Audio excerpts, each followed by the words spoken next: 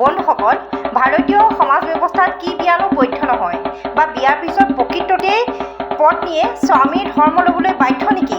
আইনে কি কয় এই বিষয়ে জানোচোন আহক অকণমান।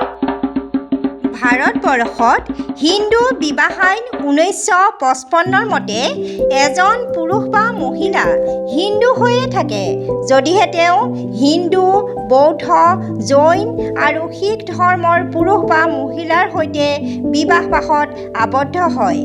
কিন্তু বিশেষ বিবাহ আইন 1960 মতে যদিহে এগৰাকী হিন্দু কন্যাই মুছলমান বা খ্ৰীষ্টিয়ান ধৰ্মৰ ব্যক্তিৰ সৈতে বিবাহপাশত আবদ্ধ হয় তেতিয়াহ'লে তেওঁ স্বামীৰ ধৰ্ম ল'ব লাগে বা দুয়োজনে অন্য ধৰ্মও গ্ৰহণ কৰিব পাৰে। ভাৰতীয় বিবাহ আইনত প্ৰাকৃতিক কাৰণত যিবোৰ বিবাহ হোৱাৰ সম্ভৱ নহয় তেনে বিবাহে বৈধ নহয়, যিটো ভাৰতীয় বিবাহ আইনৰ ধাৰা 30ত স্পষ্ট লিপিবদ্ধ কৰা হৈছে।